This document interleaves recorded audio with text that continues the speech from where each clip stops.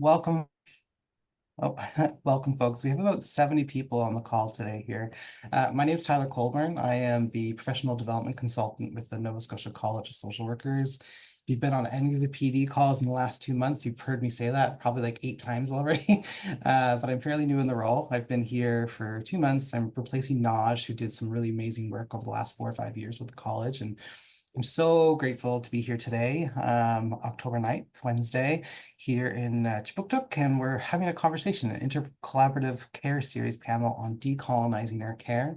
We are joined by four wonderful panelists, and we're going to have a really rich conversation today. Before we get started, though, I am going to invite folks to join in the chat by naming the land that you're on. You're also welcome to say, how are you arriving right now? You know, as you join this call on a Wednesday on October 9th, in the middle of the day, check in. How are you arriving? How are you feeling? Anything you're excited about in this call? But I also encourage you to name the place that you're on right now. So if you're in Mi'kma'ki, like I am, here I am in Kyiaisha. I also live in Punamulkatichik on the other side of the harbor. It's important to acknowledge the land that we're on, and I encourage you to do the same. I just put in the chat there. But I want to acknowledge again that I am speaking from Kyiaisha, which is located on the ancestral and unceded territory of the Mi'kmaq. The inherent rights of the Mi'kmaq were recognized in the peace and friendship treaty signed with the Mi'kmaq, Maliseet, and Pamasquoddy peoples from 1725 to 1779. This series of treaties did not surrender Indigenous land, resources, or sovereignty to the British Empire, but instead established rules for an ongoing relationship between nations. Canada later reaffirmed the treaties in Section 35 of the Constitution Act of 1982, and they remain active to this day. So let us take time to pause in reflection and gratitude for the land where we live and work. And I think it's also really important, you know, I'm reading from the screen because that can be helpful sometimes, but to go a little deeper and to consider, you know, the concept that we're talking about today is decolonizing our care. And for many people who work within the helping systems or as health professionals, there's a paradox in trying to decolonize care when we work within colonial systems. Something that's been on my mind, pardon me, um, in the last few days is, you know, recognizing that the federal government is currently taking legal action to suggest that they don't have any responsibility for providing clean drinking water for people in Indigenous and First Nations communities across Canada. So while we're here to talk about decolonizing our care, there's a paradox around decolonizing when we live in a colonial system. And there are many people with strong power and influence who are wanting to uphold that system. When we acknowledge the land, we must also acknowledge the wisdom of this planet and align ourselves with its truths. There's a quote here from Gesturing Towards Decolonial Futures that says, understand that the earth is not an extension of our bodies, it's the other way around. And so we look at the graphic here on the right with the tree stump and the human fingerprint, it draws to mind this idea that we are nature. When I think from a settler colonial white supremacist context, it's really easy to see ourselves as distinct and separate from nature. And as a settler Canadian myself, who's really privileged to be on this land and who's committed to decolonial practice, I think a lot about how my practice and my professional and personal identity has to be entangled with this identity of being a part of nature, being an expression of the land, not the other way around. And so as we seek to decolonize our practice and ourselves, how can we connect more into this idea that we are also nature? So within this idea of decolonizing and honoring the land, let us take a moment to pause in gratitude for all who have and continue to heroically care and advocate for this beautiful land. May we join them in this sacred work. I'm thinking of land protectors and water defenders and folks who are not just in Mi'kma'ki and Turtle Island, but around the world who are committed to upholding the rights of the land and nature. Let us ground ourselves in the wisdom of the land-based Mi'kmaq teachings and values that we must all begin to learn. Let us work to decolonize ourselves, our practice, and this community that we share by working for justice for all living beings as an expression of our gratitude for being here. Let us take a deep breath and recenter ourselves away from the violent ways colonization fills our world and fills us. Let us take a deep breath and work on letting go of the unconscious bias that is everywhere, inside and out. May our session today lead us to be in right relationship with this land and with one another. Again, a 1 hour and a half long panel discussion on decolonizing our care. It's just a small part of what it takes to move towards decolonization and, you know, more just and harmonious and right relationships with each other and with First Nations and Indigenous peoples, but also for everyone. So while we're here, going to jump into this discussion, and I'm really looking forward to it. This is just a small part, and I'm hopeful that through this conversation today, there are things that you can take away to put into practice tomorrow or today. a reminder that we're all treaty people. And so when considering that we're all treaty people, it's important to think about how does this impact what we do and how we do it? How will it guide our work today and going forward? I also see lots of people checking in here and naming the land you're on. Thank you so much. Here at the college, we're committed to translating acknowledgement into action. So the college is, seeking to implement the recommendations of the Truth and Reconciliation Commission's call to actions. And we commit to doing what we can to become better treaty partners. We commit to learning and to unlearning. And again, I think it's important to acknowledge, when the federal government is currently stating openly and publicly that they don't have any responsibility for clean drinking water for First Nations and Indigenous communities, how we have to do better than just words, and we have to translate things into action, not just at the individual level, but the across the micro, the meso, and the macro. So ensuring that we're not just using words to feel good, but actually making a difference on a day-to-day basis. Alongside with, considering the land and acknowledging the people that have been here before me, for sure, as a settler Canadian, it's also important to connect into that the forces of settler colonialism are entangled with the same forces that led to the displacement and enslavement of people of African descent. And here at the college, we've been thinking, before I started, hard about how we can also work towards reparations for people of African descent. So we understand that it's both a moral and material obligation to atone for the deep-rooted history of anti-Black racism within Nova Scotia and the broader Canadian context, which has led to human rights violations and crimes committed against people of African descent. And not something that's just in the past, it's something that's present and active today. It's threaded through our policies, ways of knowing and being, and the ideologies that underline our values and the ways we operate. And so when we think about reparations, we're really thinking about 5 things. We're thinking about restitution, compensation, rehabilitation, satisfaction, and then guarantees of non-repetition. So ensuring that the world that we're working towards doesn't recreate some of the same harms of yesterday. If you're curious and want to know more, you can visit this link at the bottom, or if you just on our website in the search function, just look up reparations, you'll see some of the work that the college has done and continues to do. And it'll also be more present in our upcoming revisions of Code of Ethics that will be out later this year. The history of people of African descent in Nova Scotia is marked by resilience, contribution, and profound influence on the province's social fabric. From the Black Loyalists and the Maroons to the Southern American Black refugees, the legacies of these communities have indelibly shaped Nova Scotia's cultural landscape. Their stories, marked by perseverance in the face of adversity, are essential to our shared history and necessitate both recognition and restitution. So in committing to these principles of reparations, the college aims to honor the significant contributions of African Nova Scotians and ensure a future where equity, justice, and respect for human rights are not just ideals, but realities for all. And that's a big goal. We're working towards a future state that is more just, more harmonious for all people. And in doing that, acknowledging the harms that have been committed against Indigenous folks and people of African descent and ensuring that we don't recreate those harms. We stand dedicated to transforming this commitment into tangible actions that contribute to the healing, empowerment, and upliftment of African Nova Scotian communities, laying the groundwork for a more equitable and inclusive society. So with that land acknowledgement and this note around reparations, just want to highlight that there's a danger in using the language of decolonization, of the language of reparations, the language of truth and reconciliation, and not committing to action. It can become a process of assimilation to the dominant norms. And so we have to move beyond just upholding the status quo and the systems we're currently in. We have to dismantle them, disrupt them, and do better. So we must always take sides. Neutrality helps the oppressor, never the victim. Silence encourages the tormentor, never the tormented. And that's from Elie Wiesel. And so when we think about professional development here at the college, we have mandated topics. We have 40 hours that all social workers who are registered with us who have to complete every year around, social work ethics, social justice, anti-racism, etc. We are striving to make sure that our professional development has a deep commitment to social justice, and you're going to see more of that as we move forward. So that was a lot of words. I promise I'm not going to keep talking for much longer, but I did want to offer some framing for our time together. This is from the Broccoli Seed Agreements from Gesturing Towards Decolonial Futures, slight adaptations. But I offer these as a way to challenge consumer mindset and this idea that sometimes we sign up for things and we think they're going to 100% match our expectations. And for some of the people on the call, it might, and for some others, this might be a little different than what you expected. So I want to say that your engagement with this session may not have immediate and/or practical applications for you. And that's okay.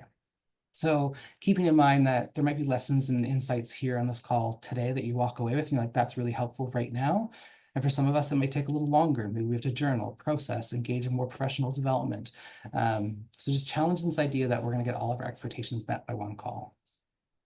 You don't have to agree with anything presented or shared, but we ask that you be open to seeing what happens. So inviting some curiosity. Decolonization is a broad topic, and Indigenous folks and people committed to decolonization are not a monolith. There are very many different beliefs and values and assumptions around decolonization, and how it gets enacted into the day-to-day looks different for different people. So you might have different opinions. Some of our panelists might have different opinions, which is juicy. Encourage you to take responsibility for yourself by observing and learning from your conscious and unconscious responses. And so just knowing that this is a topic that can come with some weight and some heaviness, can also come with some liberation, joy, but whatever feeling you might be having based on the conversations today, just know that they're okay and they're natural and they're human, but be curious about those reactions that you might be having. Finally, it's up to you to decide how much you want to share and participate. This is an invitation for the panelists, invitation for myself, but also invitation for you folks on the call.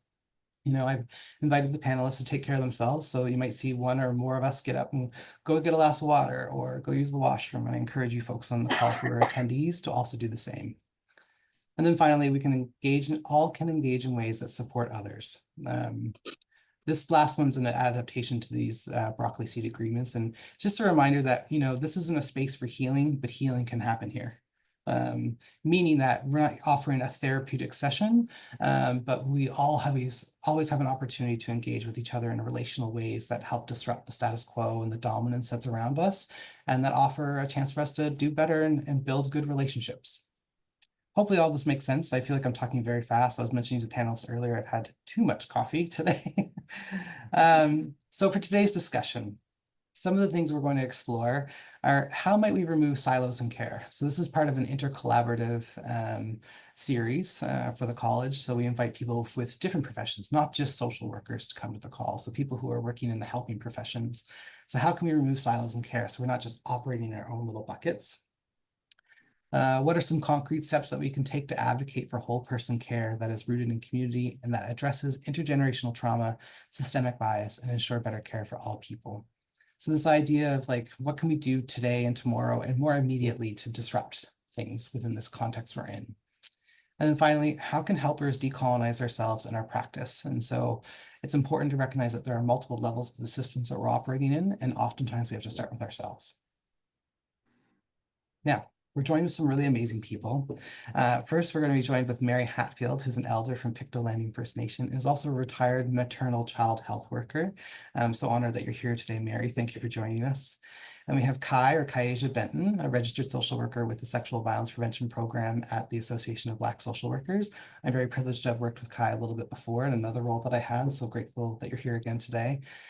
Then we have Jackie Potvin-Boucher, who's a Mi'kmaq and Indigenous Patient Family Navigator with Nova Scotia Health. And this is a fairly new role and new initiative at Nova Scotia Health. So I'm really curious what, Jackie, you have to say about decolonizing care. And thank you so much for being here. And then finally, we have Kendall Paul, registered social worker, who's at the Mi'kmaq Native Friendship Center and is a mental health counselor. Been very appreciative and grateful to have been able to build relationships with all of you here today. And I'm looking forward to the discussion. So the questions we're going to explore today, the process is we are going to have 4 rounds, and we're going to invite each individual to speak from their own experience on the question at hand. So round 1, we'll have 4 people speaking, round 2, 4 people speaking, etc.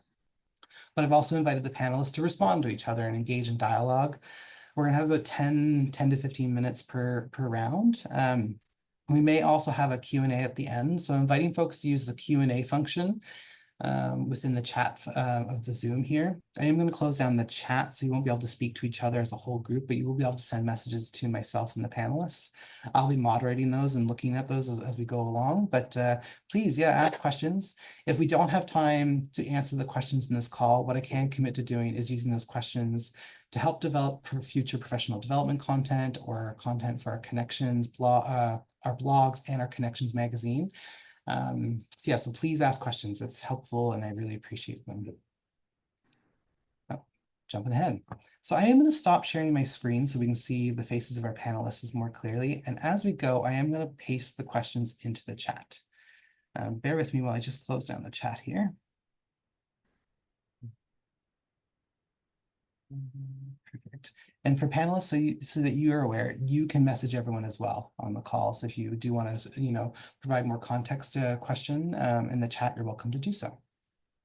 So the first question today is, who are you and what do you want to share? What do you want to share with our attendees that helps us get to know you better? I'm going to put that in the chat.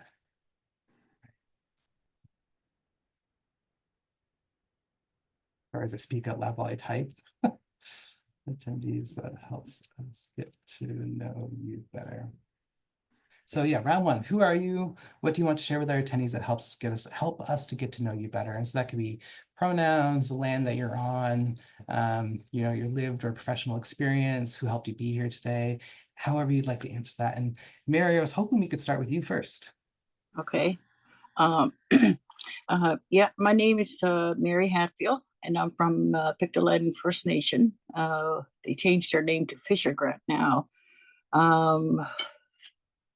I'm retired, but not really retired because I'm busy with other things. I've been working with I'm a residential school survivor, I should say, and I've been working with survivors for the last 14, going on 15 years.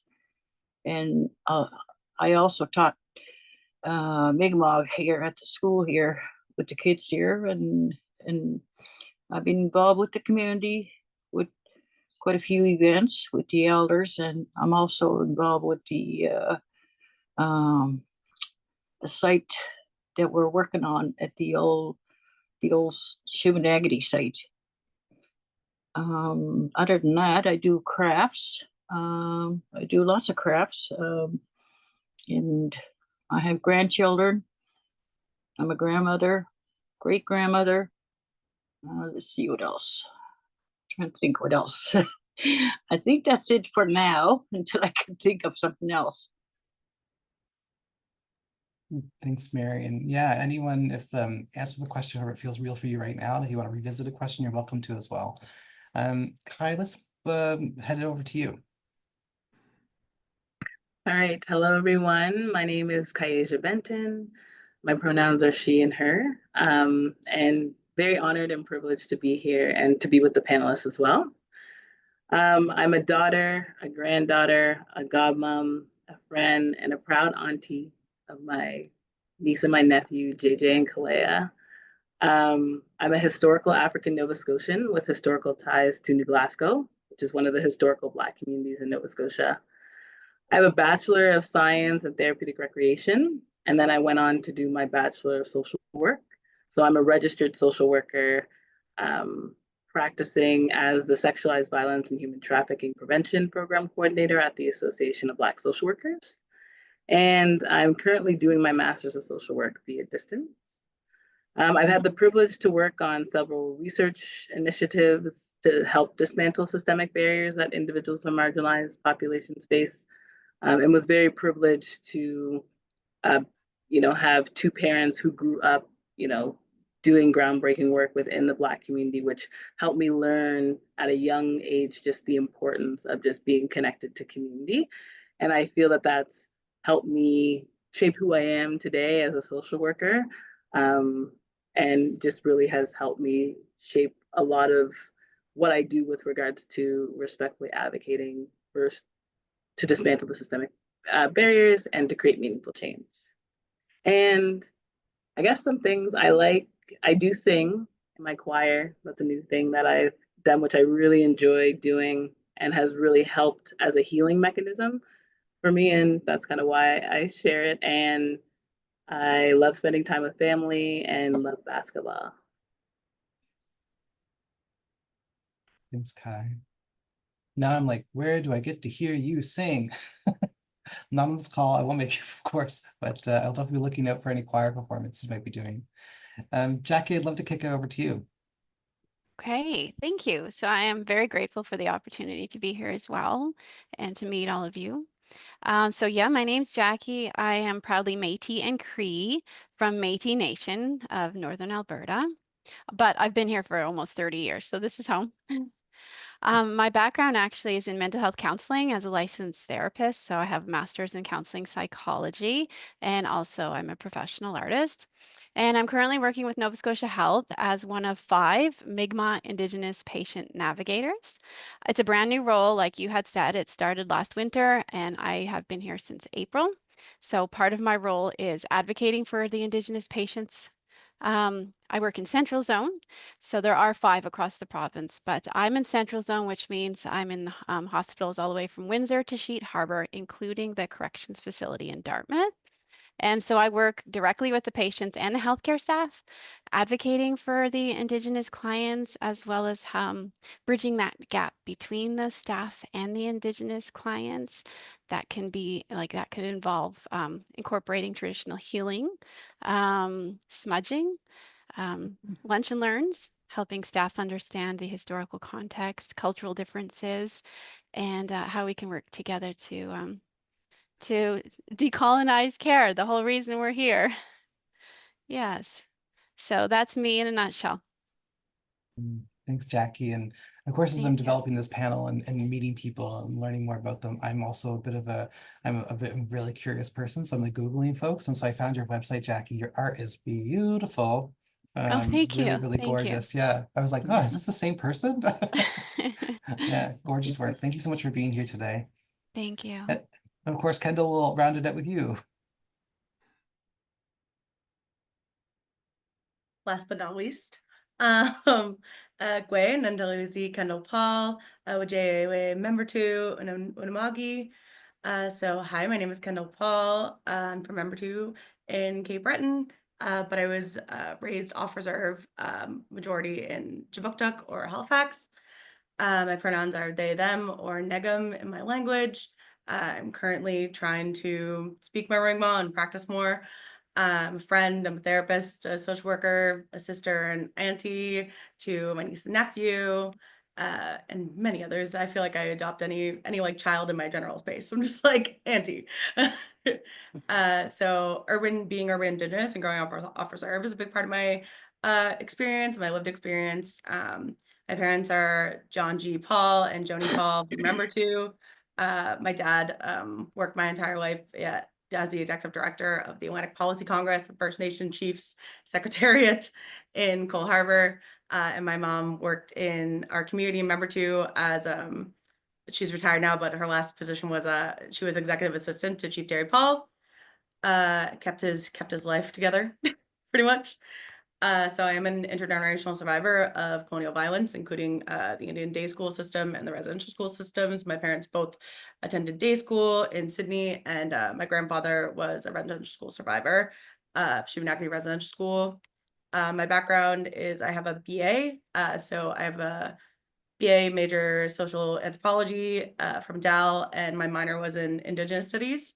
I have a Bachelor of Social Work and a Master's of Social Work from DAL. I am not a registered social worker, yes, but I am a candidate. But I currently work at the Mi'kmaq Friendship Center here in Jabuktuk, so serving our urban Indigenous population, which is not only Mi'kmaq, but like very diverse and from like all over the Turtle Island. So I work as one of the Indigenous mental health calendars with our Wajewan and Maui Abonmontadij, Abonmontadij team. I'm trying to really work on how to pronounce that because I keep on being deferring to our cultural facilitator Muin to pronounce it for me every time. So I wrote it out phonetically. But that's our Indigenous mental health and wellness team here at the center. We currently have 2 counselors, a manager, a navigator, a cultural advisor, cultural facilitators, and we're definitely trying to like grow as we get hopefully more funding. So I work with the urban Indigenous population. I am also a Two-Spirit, non-binary. I feel like I go between the words depending on what spaces I'm in. Also identifies as indigiqueer and bisexual. I'm also neurodivergent. I have ADHD and autism. So yeah, that's all about me. And I feel like ending with a fun fact, I have a black belt in Taekwondo. That's always my go-to fun fact. Kendall, this is one of those moments where like I always joke that like if there was a zombie apocalypse, can I be on your team? You don't want me on your team, honestly. I will offer nothing beneficial. But if you have a Taekwondo black belt, that would be amazing. Um, just noticing there's a couple questions that have come in the chat that I just want to just address real quickly. We'll have a question. Will you be putting the questions in the chat? They are in the chat. So round 1 is in the chat. I'm just about to put round 2 in the chat as well. And then a really great question about how do individuals get access to your Connections magazine? You can do that on the Nova Scotia College of Social Workers website, so nscsw.org. At the very bottom, there's a sign up for our newsletter. And so we have a bi-weekly newsletter, and then we have at least twice a year, we put out a Connections magazine. Definitely encourage you to do that. Just want to shout out that Kendall and the Mi'kmaq Native Friendship Center are having a meet and greet with the mental health team tomorrow from 12 to 1. So if you're in Chipuktuk or in the area, the Friendship Center on Brunswick Street will be having a meet and greet from 12 to 1. So I encourage you to go. Jackie, there was a question if someone could, someone's curious about having a link to, I think, to your website for your artwork. Do you mind if I put that in? Oh, I think you're on mute. Apologies.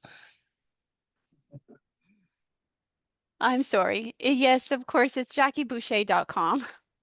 Thank Perfect. you. Okay, I'll put the link in as well. Oh, thank you. So we're going to transition to the second question, which is, what does it mean to decolonize our care in the helping systems from your role and your perspective?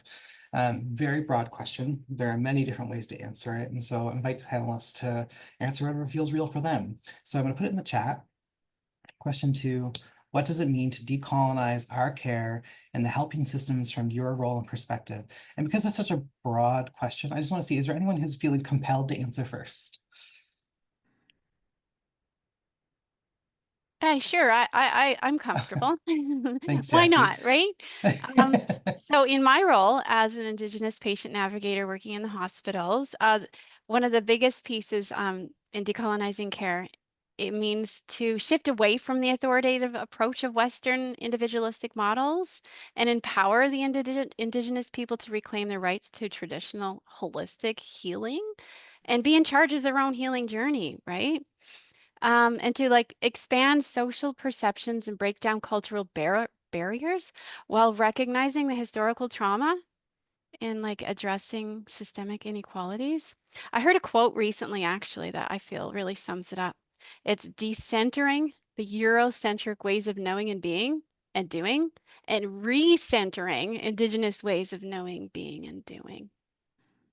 I just love that quote. I really think it sums it up for me and for my role.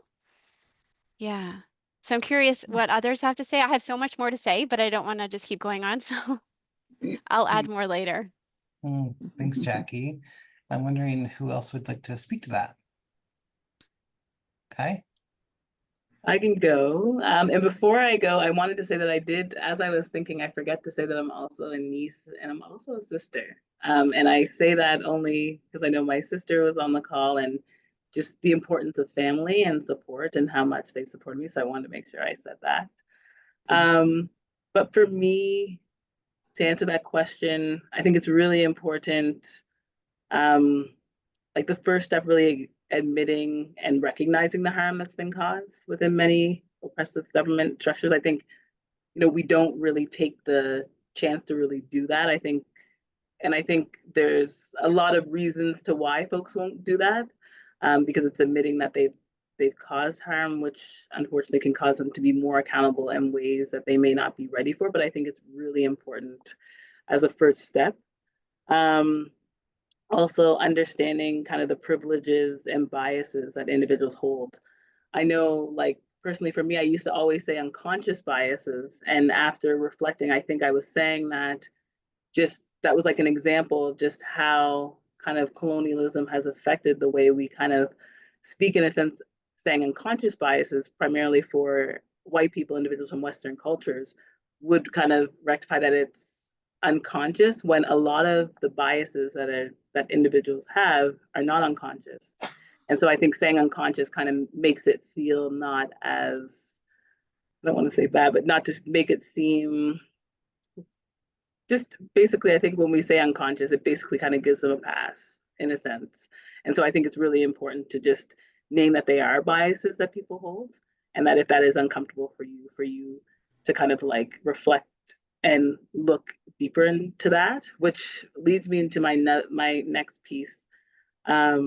about just, I think, individuals from the Western culture educating themselves on, on colonialism, kind of how they can work towards providing inclusive care within many systems. I think today in our society, we rely a lot on individuals from marginalized populations to kind of do that. But I think it's really important to really add that folks need to be in the driver's seat of really doing that work. I think, implementing policies and practices that are inclusive of our individuals from marginalized populations to create a holistic kind of system, really, digging deep into kind of those holistic practices that folks from our different communities do to kind of bring them together on how to be more inclusive. And I think, the community voice from individuals from marginalized populations needs to be prioritized and consulting when looking at this. And I think often that's not done. Often, we rely on kind of that Eurocentric research, which I think Jackie had alluded to, that really doesn't speak to the needs, but really recognizing that there's been over 400 years of harm that's been caused from individuals from marginalized populations. So I think, the work that needs to be done is kind of out there. And, folks just really need to put the steps forward to make the meaningful change. But I think we make it seem like it's harder when the answers, even today as we speak, the answers to really how, like the steps to move forward to really decolonize are there. It's just folks of power really utilizing all the stuff we're going to say today about implementing those changes. So that's, oh, and one more thing, sorry. I think us as individuals from marginalized populations from our different communities need to also come together and work together. So even within our Black community, I think we need to work together, but also, spreading deep to other communities and really working together and trying really to work to alleviate some of the tension that I think that has happened because of colonialism.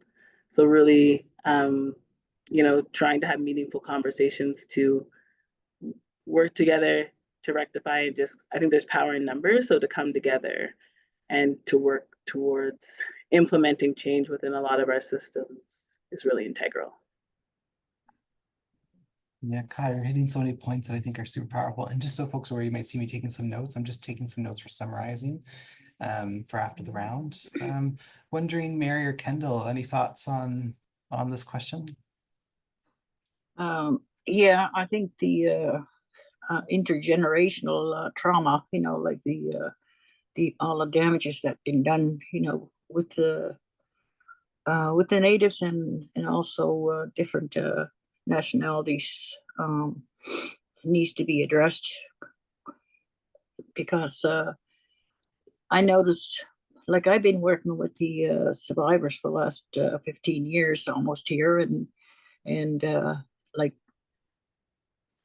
30 years and down are almost like none of them can speak their language here. It's just, so we're losing our language and culture, and so we try to put these shops on, with the younger people in order to be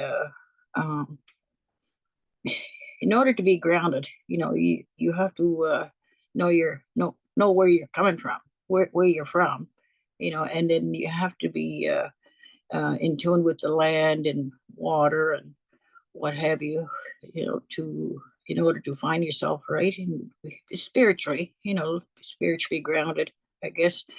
And that's when I was teaching Mi'kmaq down here. I was trying to, the kids were really like sponge. So when they were learning their language, it was so easy to teach them when they're young. So, and I've been trying to do that here. And I don't know, just I like working with the survivors, and also the intergenerational generation here now. I've been including them. We have events here last 15 years, and and trying to include the next generation down, you know, our descendants, I guess, I should say. So it's important to keep this going, and then so they can learn about themselves, and it's so important for them, right? Yeah, thanks. Thanks, Mary. And Kendall. Well, and Mary for sharing.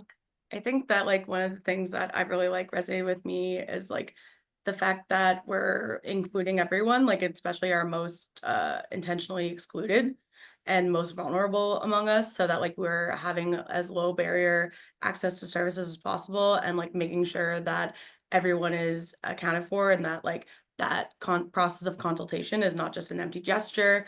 It's something that's actually actively worked on. And I think going off of what Kai was saying, I feel like talking about like that, like divide and conquer tactic of like colonialism to like pit us against each other, instead of like actually who is actively still oppressing us.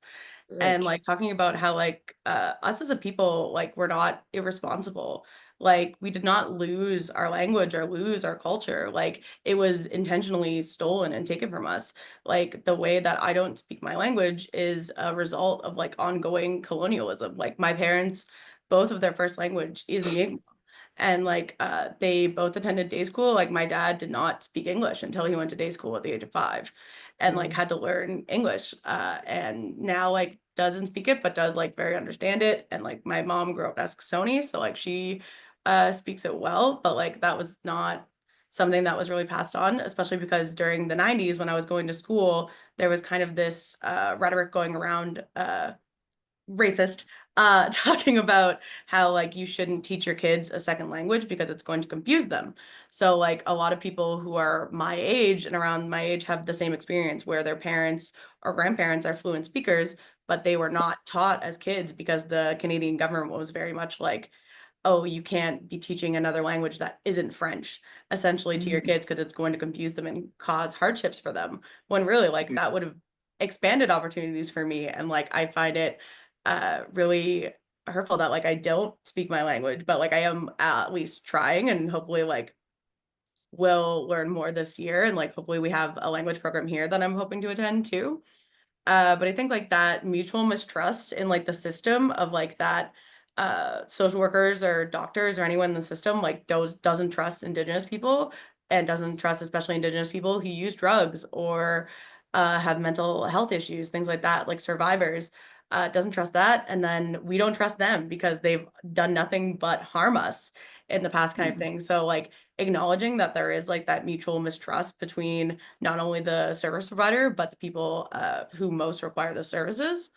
And also like talking about how like there not only needs to be like a trauma-informed perspective, but like an awareness of how like collective and intergenerational racism impacts Indigenous people every day, and how it's not just something that you can, like Truth and Reconciliation Day just passed as an example of how like you can wear an orange shirt for a day, but still not be actively engaging in like political discourse, like talking about how like the government is suing Indigenous peoples, being like, we actually do not owe you clean drinking water, when like we live in what is considered like a Western first world country, which we I think say superior to the global South. But like talking about how like social work is so political and like therapy is so political, and you can't pretend to care and then not do the work, and do the work to undo like what is actively going on. Like colonialism is an ongoing action and practice. Like it's upheld by violence, state violence, by police, oppression, like brutality, and it's used to like Franz Fanon like said, like it's used to dehumanize and devalue the colonized peoples to justify like that subjugation. Like it's not that historic evil that people talk about it. It's not a closed chapter in history. It's an ongoing daily practice. And like claiming ignorance or not acknowledging how you, or as a non-Indigenous person, as an Indigenous person, as a racialized person, like how you are complicit in that, instead of getting the knowledge and like going out. Like we have tiny computers in our hands like half the time now. Like you can't claim ignorance is not like a valid excuse anymore. Like you have the access to the information to be able to teach yourself. And because staying silent and not engaging, especially like in politics, like is not a choice that a lot of us have, like because our lives and how our livelihoods are inherently political. Like making that choice is like protecting comfort and sameness over like justice, and like how like Tyler mentioned, like that neutrality like always favors the oppressor. So if you choose to opt out of these conversations, then you're actively allowing that harm to continue. Yeah, I think that's all I have to say for right now. Yeah, what a brilliant round already. And I just want to acknowledge as well, like as a settler Canadian, non-Indigenous person on this call, I think it's really important to state that like for settlers, work around decolonization or social justice can too easily fall into the trap of just being professional development. I'm going to read the book, I'm going to attend the call, I'm going to do the learning. And that's really important. And even more important in my mind, in my opinion, is supporting Indigenous resistance and resurgence and providing resources to those activities so that, this work isn't just about settlers leveling up, and I'm saying that as someone who's actually quite benefited from leveling up and being in really great programs that have taught me a lot, but it's so much more than just the individual learning, it's turning it into practice.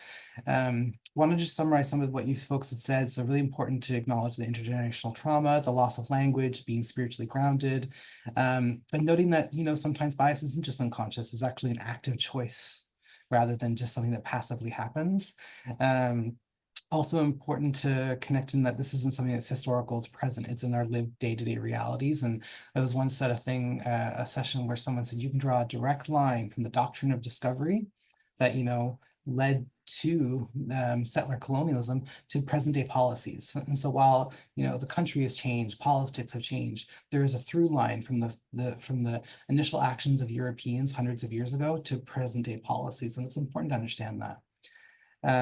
And the last thing I'll say before we move to the next round is there's a really amazing quote by Joseph Gahn, who's an Indigenous psychologist out of Harvard, I believe, who says that mental health professionals are the new missionaries for a new millennium. And so this idea that mental health, and even though we're working around social justice and wanting to, disrupt and decolonize and make more just and harmonious places, it can very quickly become a tool of assimilation. And so just be mindful of that. We are going to move into the next round. Actually, Percy, before I do that, any final thoughts from anyone on decolonizing their care from your individual roles or perspectives?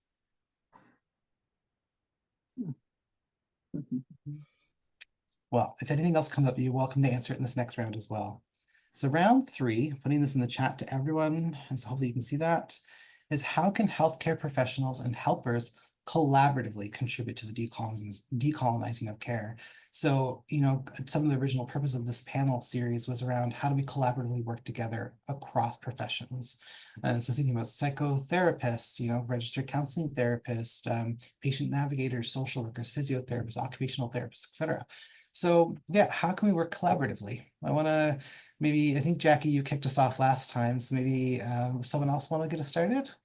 I did think of one more point I wanted to add to the last question, was just like talking about how the residential school system and the day school system never ended. Like it has just been recreated into the child welfare system. And we see that, I see that every day with my work and clients, and then especially when you're dealing with people who are homeless or have food insecurity or don't have the proper resources to help their children. And it's really heartbreaking to see how many Indigenous kids in care are still in care. And then the thing is that they take them into care and then they don't get a continuation of services a lot of time after that. And even with things like Jordan's Principle only goes up to age 19. So there's a significant gap in services for those aging out of child welfare, those aging out of Jordan's Principle, things like that. And on splitting into the next question, I think the most important thing is that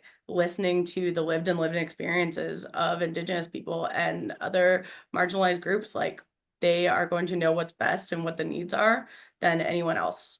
Regardless of how many evidence-based practice and research is done, those in community and elders and knowledge keepers in community know what's best for our nations and know what collectively is going to lead us towards sovereignty and political sovereignty and land back and things like that.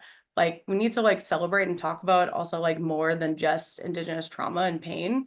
And something that like I've heard recently is using, instead of saying intergenerational trauma, saying intergenerational racism, because intergenerational trauma kind of puts the blame on the Indigenous people that have suffered through the trauma, where intergenerational racism says that like the systems and the world that we live in is still inherently racist to our following generations, even though that like we're not under the same policies as like our ancestors, even though like I'm still an Indian under the Indian Act as like a status Indian, and how that erasure and like that even like the identity politics of like status and non-status and like the pretendianism and things that are coming up.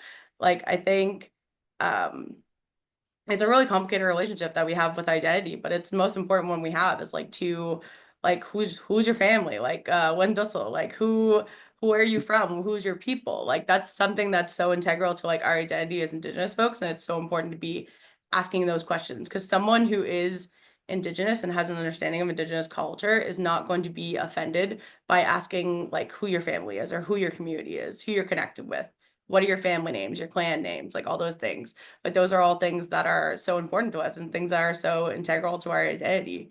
And I think like part of the new like thing about like national truth and reconciliation is that like we need to be working on truth first. Like people, there's still like vehement residential school denialism in Canada and things like that. And I think there was a recent NDP leader who suggested like criminal sanctions for like residential school denialism, which I think is a really good step.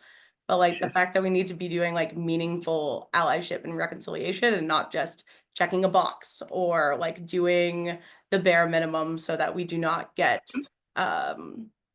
like critiques. So like rejecting like that performative activism and like virtue signaling that always happens in our systems, in our communities, and like speaking up, like especially like as non-Indigenous people or like non-racialized people, it's like observing like who's at the table, who's making those decisions, who was consulted in the making of these policies and practices, because oftentimes like those policies and practices do not reflect like our day-to-day work in social work. Like a policy can say something, but like every situation is unique. People are complex, like people have multiple conflicting needs sometimes, like, and it's not radical to like show up and practice like human decency and basic empathy. And I think that like such a important part of like that reconciliation piece is like knowledge and like reading the TRC report, reading the calls to action, the calls to justice, and actively seeing where you can make moves and like advocate to see what's that being implemented, because I think it was this year where like there were no calls to action that were done by the Canadian government, and it's just like the biggest virtue signaling performative action, when especially at this current moment they're saying that like we are non-deserving of a like water is life, water is medicine, water is a human right, like things like that in intergenerational ways like that we're learning, and we're still like we've never lost things. We're continuing to like bring culture and language back, and like have that ceremony be as inclusive and low barrier as possible is how we should like decolonize care and like celebrate Indigenous joy and love and like resiliency. And like decolonizing and indigenizing our practices is one way to do that. Like the simplest thing that I do is like when people come in to see me, I'm always like, would you like to smudge? And like I offer access to medicines, and like because of my role in nonprofit, like I'm also able to buy like things like weighted blankets and like headphones and like loop earplugs and other things that make like people living under such an oppressive system, like it's the bare minimum that I can do, but it's still something that at least helps them in their day-to-day life.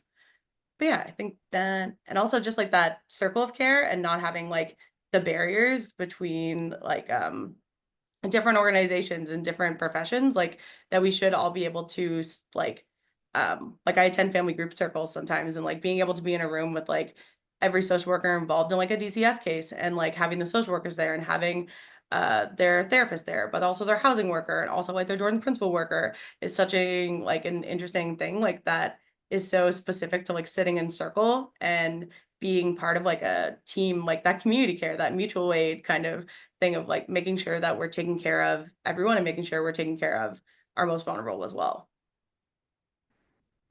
Thanks, Kendall. Kai, maybe I'll kick it over to you and What is your vision for collaborative care and decolonization? So definitely agree with what's been said. I think, just to really add to that, and I think we talk about this a lot, but I think, there really needs to be more kind of intentional, ongoing cultural awareness and humility kind of within those systems. And it needs to be not a one and done. It kind of needs to be an ongoing kind of checking in, ensuring that you're holding staff accountable to ensure you're really understanding what they're learning. Another thing, just to really add to Kendall's point about kind of amplifying the voices of individuals from marginalized populations, I think the reality is, and I'm just going to really say it out here plain and blunt, is that, white people today in our society will pick and choose when they want to kind of advocate, and that has to do with their privileges and their biases. But I think it's really integral that folks understand that that lack of consistency is not only harmful, causes a lot of racism, oppression, discrimination, and all the other isms. And I do believe that racism is a trauma that affects your mental health. And so I urge folks, primarily white folks, to really understand, like, how your privilege and your biases are harming people. And so I think it's really important, again, like we said, for folks to advocate, but, our communities are strong and mighty, and we've through our ancestors and our elders that have come before us, we've come together to really advocate for this meaningful change. But the reality is, it shouldn't always be us having to be in those meetings, be in those events, being in class, educational institutions, and always have to speak up. I think white people need to take more of a stance of doing that and really reflecting personally within themselves, like, what is that uncomfortability, right? Is it that you're afraid if you advocate for individuals from marginalized populations, your other white colleagues are going to think different of you? Like, really tapping into what is that uncomfortability and understanding how that uncomfortability that you're feeling and choosing to kind of ignore is harming and continuing to harm our folks. And I think, again, it's really important for folks to advocate for more policies and practices, but we really need to be we need to be critically reflecting on, like, what policies and practices are needed. And some of the examples that I kind of think of is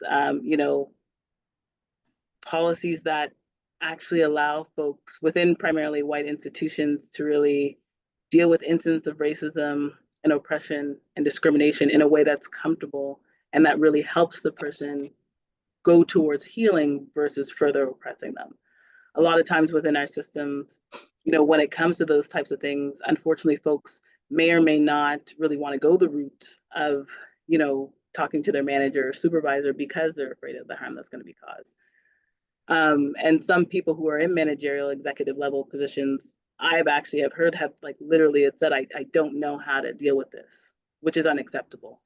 And so I think it's really important that we understand, which we've talked about, individuals from marginalized populations, we, in the most respectful way, like, we respond better to folks who look like us, who have a shared lived experience. But I think we really need to be looking at policies and practices that will allow individuals who look like us to be able to work comfortably within those oppressive systems. I think, prioritizing retention and, recognizing that today in our society, a lot of folks who are racialized or from marginalized populations who work in those oppressive systems are leaving, are not really staying. Why is that? What are the practices that we can do to, improve that? And I do feel like, a big thing now is recruitment, recruiting, adding more equity, diversity, inclusion, and accessibility to a lot of different oppressive systems. And that's great, don't get me wrong. But if your system is not only harming individuals from our community and staff, you kind of need to make sure that you're putting in those policies and practices to help improve the staff that you already have versus putting more staff, that are going to really experience. Really important to really understand that piece and just because I think a lot of times will be quick to wanting recruit folks, right? Because we want the diversity, which is great. But the folks who we're recruiting, they're going into a system that's, really can be really challenging. The last thing I'll say is, the one thing that's really helped me learn more about that, not only through my personal experiences, but one of my mentors who's actually on the call, Robert Wright, one of the things that he talks about is keeping sane while working in primarily white institutions. And I think that's a sum of where all of this is coming from, and just ensuring that we're prioritizing the mental wellness and comfortability of our folks who are going through harm while trying to help advocate for meaningful change within our marginalized communities. Thanks, Kyiaisha, and shout out to Robert. Hi, Robert. And lots of other folks I see on the call that are familiar. Maybe Jackie, we'll kick it over to you, and then Mary will end with you for this round. Okay, sure. Well, there's a few things that were touched on there I would like to expand on. The piece there about privilege and bias. I want to share there's an excellent video out there called The Coin of Privilege with Dr. Stephanie Nixon on YouTube. It's just a 10-minute video, and she really helps to explain. So many of us don't understand what our privilege is. So she helps break it down, because a lot of the times you hear people say, I want to help Indigenous people. But when you say, I want to help, then you're already putting yourself up here. Right? So we need to look down here as the experts are down. They are the Indigenous people themselves. So the key to change really is asking the questions to the Indigenous people themselves. They are the experts there. They know what their care needs are. The other piece that I would like to expand on, because a lot of it's already been touched on there, that educational piece, to be aware, right? There's access to finding all the information. And so many people are like, well, I understand the historical trauma, but they don't until they hear the stories. That helps to hear the stories from the people themselves. And there's so much talk about residential schools, but there's never talk about actual the segregated hospitals, the Indian hospitals, the Indian wards. And so many people don't even know that those existed, right? Because they were from Ontario and westward. There's too many of them to name. So patients were admitted based on their race, right? And not their disease. So there was actually a law too, where they weren't allowed to just leave. They weren't allowed to discharge themselves, or they would be arrested. They were forced into isolation. Some of the Canadian Food Guide, that was developed from experiments on Indigenous children. So there's so much more that's not really talked about. So when you hear people say, why don't they just get over it? Well, you can't. It gets passed down. It gets passed down, and that mistrust of healthcare systems lingers on. So a lot of the Indigenous folks won't actually seek out care because there is the racism and mistrust when they arrive. And I could share some examples as I work in the hospital and try to be that middle person between the staff and the Indigenous people and communicate to help them understand what's happening and to feel in charge of their care journey, their healthcare journey. So instead of that authoritative approach that is often used, like this is what you need, this is what you're going to take, this is your medicine. When we do that approach, then it creates that barrier. And quite often they don't trust enough to even speak to ask what they need or what they want. So they'll say it to us. So I had a patient who was scared to take medicine, thought that it was poison.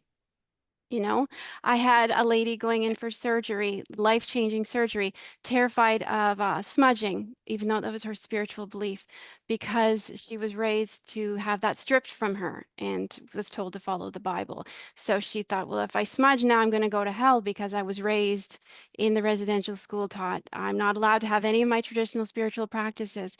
So imagine having that fear going to a life-altering, possibly life or death surgery, and not being allowed to practice, not feeling safe enough to practice her own spiritual beliefs because she thought she might go to hell, because that was ingrained in her. So there was so much taken away that really impacts the Indigenous people's ability to heal and trust. So there's just so much more to it that you can't just get over, So I think one of the biggest pieces there is asking the questions, learning, being open to understanding from the patient's perspective, like going in, the language you use. How can I help you? What do you need? The language, I think, is the biggest piece, the wording that we use instead of saying this is what you need to do. But listening, echoing back so they feel heard. Take that extra time. I think really taking the extra time to really explain things, because quite often it's talking over them and then assuming the doctors and nurses might assume that they're the expert. But it's really important if we do want to rebuild trust and we do want to, partner up basically. So we're all working together on decolonizing care, then it's asking those questions, empathizing with the patients and their family, and asking what they need is really the biggest piece. So, and taking that holistic approach. So it's not just a one piece or one size fits all, but that Indigenous healing approach, looking at the spiritual, mental, emotional, physical aspects, all of that. If you look at that medicine wheel, how we create balance, there's pieces to the circle. You can't just take out a piece of that. It's that holistic view that's really needed, I think, for decolonizing care in the healthcare system. Yeah. Thank you for that, Jackie. And those stories are really powerful and I think very specific to like what it can look like in the day-to-day reality for folks in the helping system. So I appreciate that. Mary, we'll round out this round with you. So how can we collaboratively address decolonization within the helping and health systems? For one thing, life doesn't stop on the reserve or reservations, like some people still call it to this day. We'd like to refer it as First Nations now. Life doesn't stop. Like when they come in from 9 to 4, and then they leave and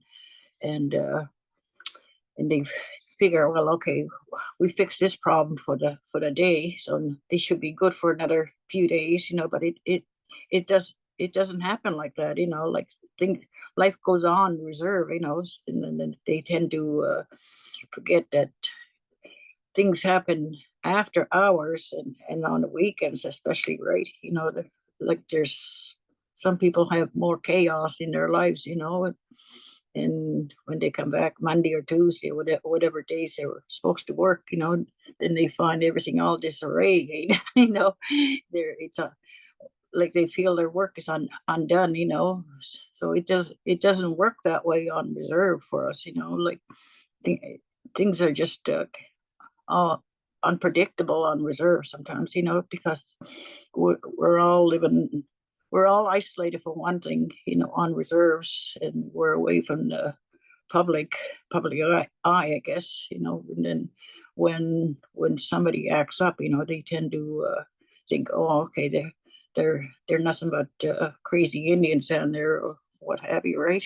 Like, but it's not all like that, because when I was working with Jeremy, Marina Beatles' son there, I had a speech therapist told me to not to speak Mi'kmaq to him, and I said, whose order is this? And she said, well, it's mine. I said, well, I'm going to have to get consultation from the mother, and if she tells me to stop speaking Mi'kmaq to him, then I will, oblige, right?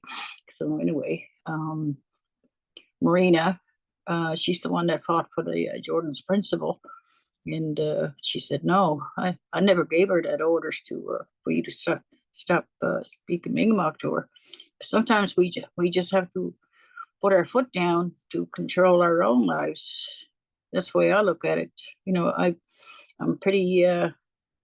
I worked with Jeremy for about 4 years, almost 5 years, and now his mother passed away. 2000. What was it, 19 maybe? Yeah.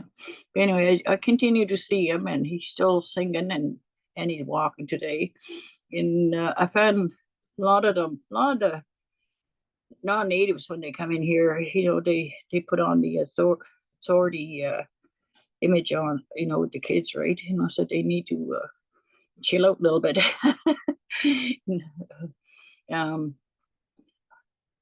And with the residential school survivors, we try to include the intergenerational, and then of course there's day school and all these other traumas that the other people went through. We don't know what other people go through, right?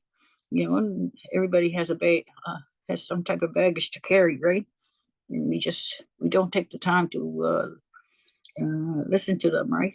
Or take time to learn what their backgrounds are. So I just hope that when the professionals come in the reserves, like they would they would get educated before they take on these roles, right? Yeah. Mm-hmm. Thank you, Mary. Mm-hmm. I had the privilege of attending up in Unama'ki at the CBU, Cape Breton University, the allyship conference put on by the students of CBU, the first inaugural cohort of the social work students out of that university. And Dr. Musa Mohammed talked about the difference between solidarity and allyship, and the idea that solidarity can be something that's easy that we do for people that we're in kinship with or in relationship with or with our family. And that allyship is moving beyond that. And so allyship is moving to a place where even if I don't know the person, I'm not in a relationship with the person, maybe I don't even like the person, but I still want to have a political position, a position of activism, and use my energy and resources to make their lives better. And so when I think about how can we collaboratively do this work, it's to recognize, as many of you said, that it is political. And that especially for settlers and white folks and people of privilege, that we have to risk things and put ourselves in positions where it might be not just uncomfortable, but also maybe disruptive for ourselves and for those around us, to ensure that there's a provision of safer and adequate care, and beyond adequate care that's liberatory, ideally, in the world that we're working towards. Can I? Yeah, absolutely, Mary. Yeah, I just want to say, not all non-natives are like that. Like there's a lot of good folks out there too, right? And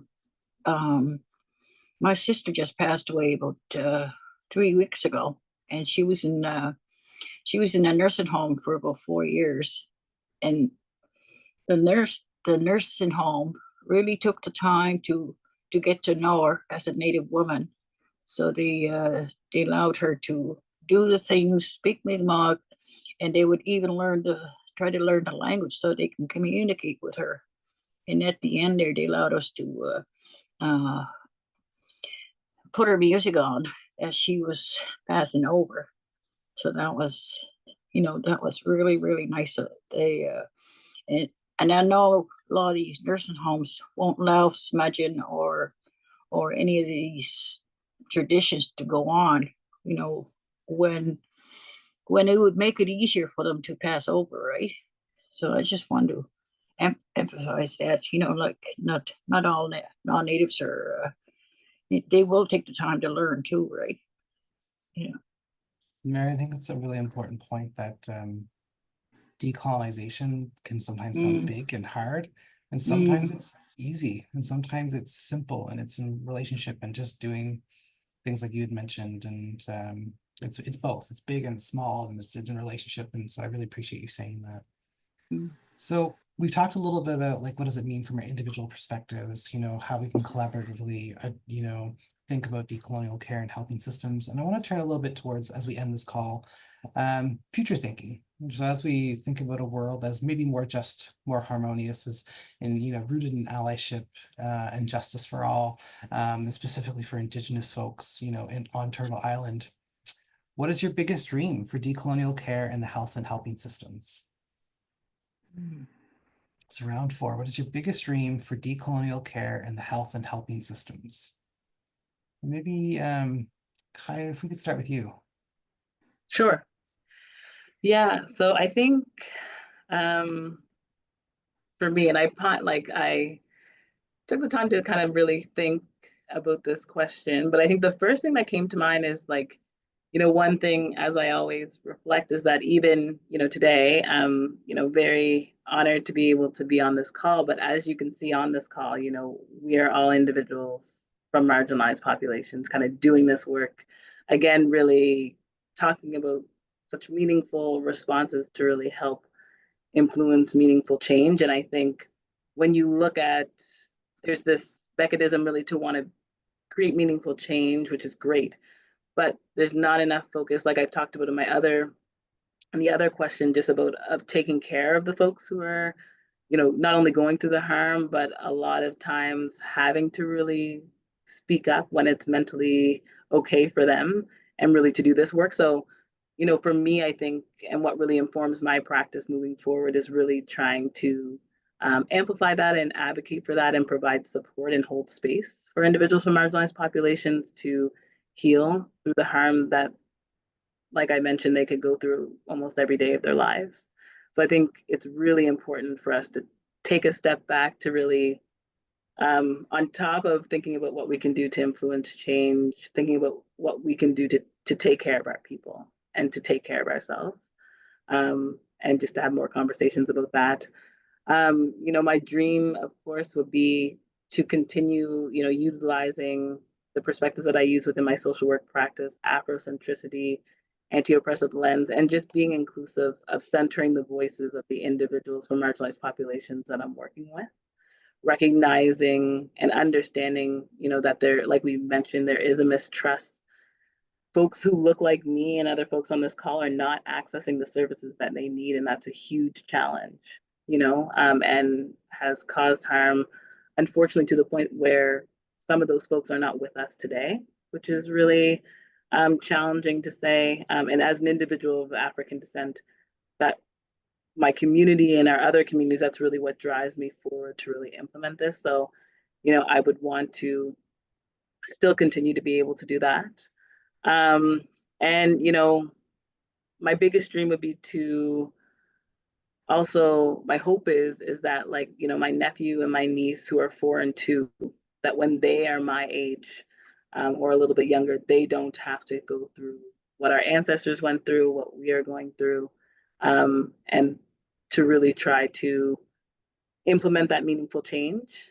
And the one thing that I've strived to do as well is, we know that when we do try to implement this change, there is a lot of red tape, a lot of excuses that be put in place. And the one thing that I've tried to do, and it's my dream to continue, is to hold folks accountable to, again, in the most respectful way, really challenging them on if they're saying no or if they're getting pushback, where is that coming from? Why are they doing that? And helping them understand that pushback and that red tape that's stopping us from really being able to provide inclusive care to individuals from marginalized populations that are accessing our services is doing harm.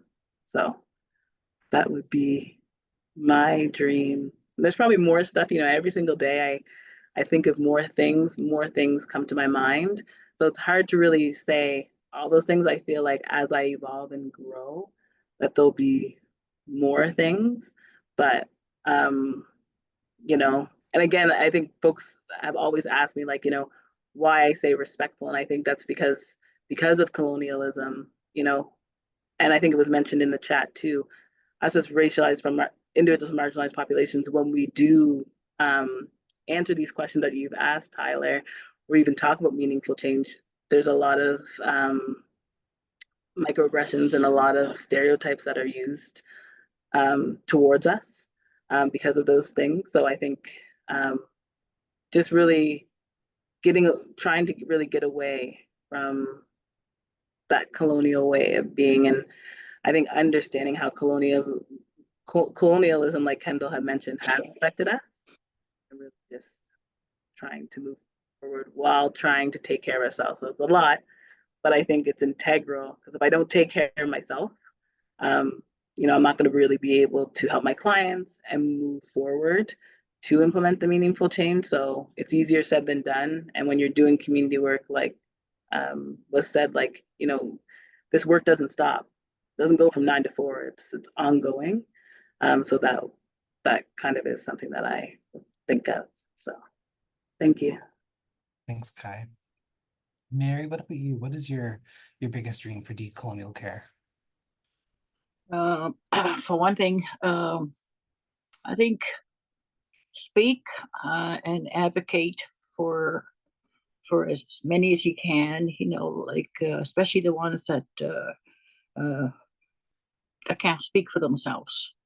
You know, I always say speak even when your voice is shaky. You know, like just stand your ground. You know, like a lot of times you have to stand there and advocate for a lot of these, especially with the elders here. You know, like that's what I do. I advocate for a lot of them here, and so like I don't mind getting into somebody's face, you know, as long as I know that's just the way I am. You know, I need to advocate for these people here, you know, because they can't speak for themselves. Love yourself for one thing, because if you don't love yourself, then you can't help other person. You got to learn to understand yourself and take care of yourself. You gotta take care of that mind, body, and soul in order to help other people. Thank you, Mary. Jackie, what about you? What's your vision for a better future? I think like the dream would be for just having every others, healthcare workers and helpers have an interest to want to become more aware and to educate themselves and to want to make the change and to want to look within and reflect on their own privileges and biases. They want to be able to do that, to want to seek out more information, ask the questions. And so like in my role, I do like lunch and learns and help to bring awareness to some staff. So the vision would be like in my absence, since it's just a 9 to 4 job, that the work continues. The work continues afterwards, and it will continue into down the road where we won't even need roles like mine. As much as I love my job, that would be the vision, that it would just continue on in my absence, in the absence of all of the MIPNs, all of the 5 of us Mi'kmaq Indigenous patient navigators across the province. So that would be the vision. Jackie, I love that. Thank you so much. And Kendall, if you could take us home. I'm really just taking a moment to really soak everything in of everything that's been said has really resonated with me, and I really appreciate it. Also, Miss Gay, Mary, for like your recent loss. I feel like something recently that's come up for me is that like as Indigenous people, we're constantly grieving. Like there's always constant grief in community and outside of community with like losses. Like we've had community loss like in our urban Indigenous community recently, and like it's just that we're here to support the community, but also like we are a part of the community. So like that's so important to take care of ourselves. And I was in a meeting with Elder Ann Labilowa yesterday, and she kind of shared like the teaching that like our tongue is our strongest gift, and that like we need to be good to ourselves, and that like our breath was given to us by Creator out of love, and that like when we take care of ourselves, we honor that relationship with creation or like the universe or whatever you want to call it, and that like our bodies are so incredible and resilient, and that we are like capable of healing from all the things that have happened. And I think that like the dream is really that like we'll have like peace and freedom and justice and sovereignty, really. And I think like a lot of exciting things are coming up, like with the start of the Mi'kmaq Health Authority, Dodgegamic. Like I'm really hoping to see that like in my lifetime, like having that take over as the health authority and like actually have like a Mi'kmaq like fronted health authority would be so exciting. And I think like what it's been said is like making things easier for those who come after us, like that 7 generations after, like that they won't have to deal with the same stuff that we've dealt with and continue to deal with in our daily lives and in our daily work. And I think it's just so important that we like hold space for racialized folks, Indigenous folks, Black folks, of just like healing from like the impacts of colonization and racism, and like holding space for that grief and holding ceremony to honor that, and uh, ending like colonial violence, like taking care of each other to avoid this like burnout and vicarious trauma, and making sure that like others and white allies are taking on that emotional labor that often is asked of us. Because when people ask us like to talk on like our intergenerational trauma or things like that. I feel like there's that separation for them where it's like, oh, you're teaching me history, you're teaching me something that's not like personal to you, when really like I'm telling stories about like my family, like talking about like Indigenous missing and murdered Indigenous women and Two-Spirit folks. Like that's like people in my immediate orbit like have been affected by that. And like we, as like an Indigenous like femme person in the world, like talking about like how like walking around at night and like to have all these thoughts of like I don't live in a world that's going to protect me, and that how that like allies need to step up and come forward to do that protecting piece and do that speaking up and speaking out. And I think really like that addressing like that the understaffing and chronic under-resourcing and funding is a political choice, and it's something that needs to be addressed firmly. And that just that we need like everything like gender affirming care, like safe and affordable housing, like community care, reproductive rights, accessibility, all the things, harm reduction, like trauma informed care, and really like decriminalization, like all of these things that like we need to really be like speaking on as people who are looking to like create a better future. And I think like something after Mary had shared about like speaking even when your voice shakes is like something that I really will hold close to my heart, is like, because courage is one of our sacred teachings, but like courage is not the absence of fear. It's the ability to do the thing anyway, despite that fear being there. And I think like sitting in a space like this and like being able to have like a platform to voice and speak from our lived experiences is so important. And I also really hope that every one of you takes care of yourselves after this and do what you need to do without guilt and without shame, to rest our like minds, bodies, spirits, of just refilling our cups so that we don't burn out. Thank you for that, Kendall. Well, folks, it's always amazing to me how fast these calls can go. I can't believe it's already 1:24. But we're also not quite finished. We were going to 1:30, but just want to offer to anyone that's on the panel here, like any final words or thoughts that you wanted to share before we wrap up?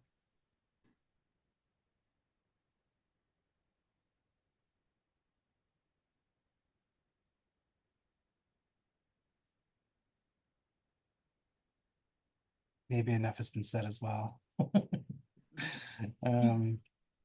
I will share my screen, and I'm going to ask folks who are still on the call. I know some people had to step away, just, the work continues. So I know people are often doing this on their lunch break. I'll share my screen. And I've just reopened the chat for everyone. So I'm going to encourage folks to check out. So in the chat, share one idea that you heard that you'll take with you into your practice. So what's something for the attendees and the participants on this call that you're carrying away from this conversation, and anything else to help you close. So I often think about sessions like this, like sometimes something needs to be said, or you want to just say you witnessed something or observed something or something really resonated with you that can help close the session for you. So please, in the chat, seeing lots of gratitude and appreciation for Kendall, Mary, Jackie, and Kai. Folks are really resonating with what you said. Oh, see, Crystal, try the tube link, it didn't work. I'll try that again. Someone says, speak even when your voice is shaking. That resonates so much. Yeah, I think there's so many nuggets from this conversation today that we can all carry and integrate into our practice. And I've heard this a few times. It's like the work doesn't stop when our job ends, right? The work continues on. It becomes so much more than just our professional practice. It's really shifting how we know and how we act. And there's a really great article out there, and I can't remember the authors, but it's called Everyday Decolonizing. It's a conversation between two practitioners and about how it's not just something that happens in a work context, but it's really about shifting how we move through the world, especially for white settlers like myself. I'm going to offer a few reminders here as well. So we do have a few more sessions coming up before the end of the year. We are getting to renewal season. So for folks who are social workers and registered with the college on this call, reminder, it's a good time to start putting your PD in if you haven't done it. I just did mine the other day, and every time I do it with this stress face. I'm like, oh. So if you're feeling that, just know that even though I'm in this role as professional development consultant, it can still stress me out. We do have a few more webinars coming up. We have one on October 15th. That's a lunch and learn 6 steps to sustaining a satisfying social work career. So think about those mandated topics. This is one that really resonates with the vicarious trauma and secondary stress. October 24th, we have our communities of practice. And so we'll have a few different conversations within that communities of practice. And then November 6th, our final online session will be about supporting our self-care. again, around the vicarious trauma and burnout and secondary stress. So hopefully you can come to those if you're available. Also, we're accepting award nominations for social workers until November 24th. So please submit some award nominations if you haven't yet. And then a reminder that follow us on LinkedIn, Facebook, YouTube, and then sign up for our newsletter at Nova Scotia, well, NSCSW.org, apologies. Oh, Jackie put the video in, perfect, thank you so much. And just want to reaffirm that some folks are just really, really grateful for the words and the wisdom that was shared today. And it seems like there's lots of takeaways from folks about how this can shift their own personal and professional practices. So for the attendees who are still on the call, I hope you have a great rest of your week and you have things to look forward to as we continue this transition into deeper fall and soon winter, which is amazing. I don't know how that's happened so fast, but yeah, gratitude and thank you to Kendall, Mary, Jackie, and Kyiaisha as well for joining today. It's been, you know, a lot of work over the last few months to coordinate this, and I'm just so grateful that you folks were able to join and contribute to this discussion. Yeah, for attendees, take care and sign off when you're ready. And Thank you. See everyone. Thank you all so much. Thank you. Bye. Wala ling